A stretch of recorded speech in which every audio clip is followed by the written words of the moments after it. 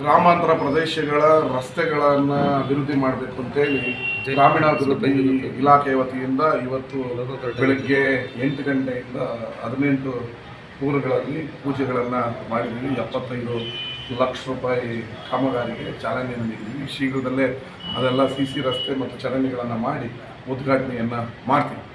ಇದರ ಜೊತೆಗೆ ಪ್ರಮುಖವಾಗಿ ಮಂಡ್ಯ ಮುಖ್ಯ ರಸ್ತೆ ಉಂಡಳ್ಳಿ ಗೇಟಿಂದ ಜ್ಯೋತಿ ಇಂಟರ್ನ್ಯಾಷನಲ್ವರೆಗೂ ವಿಶ್ವ ದರ್ಜೆಯ ಗುಣಮಟ್ಟದ ರಸ್ತೆ ಕಾಮಗಾರಿಗೆ ನಾಳೆ ಬೆಳಗ್ಗೆ ಅಂದರೆ ಶನಿವಾರ ಬೆಳಗ್ಗೆ 10 ಗಂಟೆಗೆ ಸಂಜಯ್ ವೃತ್ತದಲ್ಲಿ ಜಯಚಾಮರಾಜೇಂದ್ರ ಒಡೆಯವರ ವೃತ್ತದಲ್ಲಿ ನಮ್ಮ ಮಾನ್ಯ ಕೃಷಿ ಸಚಿವರು ಗುದ್ಲಿ ಪೂಜೆಯನ್ನು ಮಾಡ್ತಾಯಿದ್ದಾರೆ. ನಮ್ಮ BGS ಕಾಲೇಜ್ ಚೌಟ್ರಿಯಿಂದ ಕಲ್ಲಳ್ಳಿವರೆಗೂ ಭಾಳ ಅತ್ಯುತ್ತಮವಾದ ಫುಟ್ಪಾತ್ ಬರುತ್ತೆ.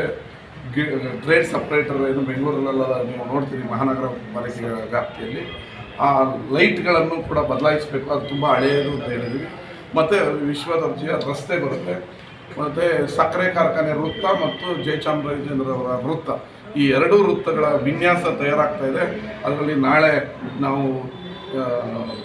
ಸಕ್ಕರೆ ಕಾರ್ಖಾನೆ ವೃತ್ತದ ವಿನ್ಯಾಸವನ್ನು ಬಿಡುಗಡೆ ಮಾಡ್ತೀವಿ.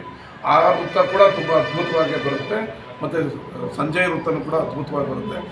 ಇದರ ಜೊತೆಗೆ ಮಹಾವೀರ್ ಸರ್ಕಲ್ಲು ಮತ್ತು ಹೆಚ್ಚುವರಿಯಾಗಿ ಕಲ್ಲಳ್ಳಿ ಸರ್ಕಲ್ನನ್ನು ಕೂಡ ಅಭಿವೃದ್ಧಿ ಮಾಡ್ತೀವಿ. ಒಟ್ಟಿನಲ್ಲಿ ಒಂದು ನಗರ ಪ್ರವೇಶ ಮಾಡಿದಾಗ ನಗರ ಹೇಗಿದೆ ಅನ್ನೋದು ಬೇರೆಯವರು ಹೊರಗಡೆಯವರು ಬಂದಾಗ ಖುಷಿಯಾಗಬೇಕು. ಮಂಡ್ಯ ನಗರದ ಜನ ಕೂಡ ನಮ್ಮ ಮಂಡ್ಯ ಏನಿನ್ನೂ ಇಂಪ್ರೂವ್ ಆಗಲಿಲ್ವಲ್ಲ ಅಂತಿರಲ್ಲ, ಅವ್ರಿಗೆಲ್ಲರಿಗೂ ನಾಳೆ ಗುದ್ಲಿ ಪೂಜೆ ಮಾಡಿ ಅದನ್ನು ತೋರಿಸ್ತೀವಿ. ನಾಳೆ ಅದ್ರ ಜೊತೆಗೆ ಬಸ್ರಾಳ್ನಲ್ಲಿ ಭಾಳ ವರ್ಷಗಳ ಬಹುದಿನಗಳ ಬೇಡಿಕೆಯಾಗಿತ್ತು ಬಸ್ ಸ್ಟ್ಯಾಂಡ್ ಹೈಟೆಕ್ ಬಸ್ ನಿಲ್ದಾಣ ಮಾಡ್ತಾಯಿದ್ವಿ ಬಸ್ರಾಳ, ಅದರ ಗುದ್ಲಿ ಪೂಜೆ ಆಗುತ್ತೆ.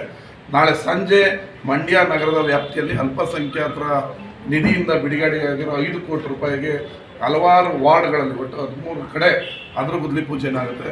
ನಾಳೆ ಬರಪೋರ ಮಂಡ್ಯದ ಜನತೆಗೆ ಬಹಳ ಕೊಡುಗೆ ಇದೆ. ಒಂದು 33 ಕೋಟಿ, ಒಂದು 5, 38, ಒಟ್ಟು 40 ಕೋಟಿ ಪ್ಲಸ್ 42 ಕೋಟಿ ರೂಪಾಯಿದು ನಾಳೆ ಒಂದೇ ದಿನ ಗುದ್ಲಿ ಪೂಜೆ ಮಾಡ್ತಾಯಿದ್ದೀವಿ. ಅದೆಲ್ಲ ಕಾಮಗಾರಿಗಳು ಉದ್ಘಾಟನೆ ಆದಂಥ ಸಂದರ್ಭದಲ್ಲಿ ಮಂಡ್ಯದ ಜನಕ್ಕೆ ಮಂಡ್ಯ ಬದಲಾಗ್ತಿರೋದು ಕಾಣುತ್ತೆ.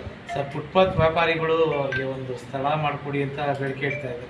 ಆಸನ ಟೈಪಲ್ಲಿ ಈಗಾಗಲೇ ಗುತ್ಲುವಿನ ಸ್ಕೂಲ್ ಮುಂದೆಗಡೆ ಇರೋ ಜಾಗಕ್ಕೆ ನನ್ನ ಸ್ಥಳೀಯ ಶಾಸಕರ ಅನುದಾನದಲ್ಲಿ 18 ಲಕ್ಷ ರೂಪಾಯಿನ ಎತ್ತಿದ್ದೀವಿ.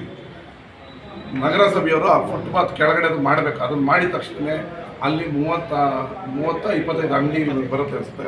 ಹೈಟೆಕ್ ಆಗಿ ಅದನ್ನು ಮಾಡಿಕೊಡ್ತೀವಿ. ಅದು ಟ್ರಯಲ್ ಬೇಸಿಸ್. ಅದು ಸಕ್ಸಸ್ ಆದರೆ 4 ಕಡೆ ಮಂಡ್ಯದ ಸುತ್ತಮುತ್ತ ಎಲ್ಲ ಫುಟ್ಪಾತ್ ವ್ಯಾಪಾರಿಗಳು ಅಂಗಡಿ ಮಾಡಿಕೊಟ್ಟು ಇನ್ನು ಮೇಲೆ ಮಂಡ್ಯದಲ್ಲಿ ಫುಟ್ಪಾತಲ್ಲಿ ಮಾರಾಟ ಮಾಡೋದನ್ನು ನಿಷೇಧ ಮಾಡ್ತೀವಿ.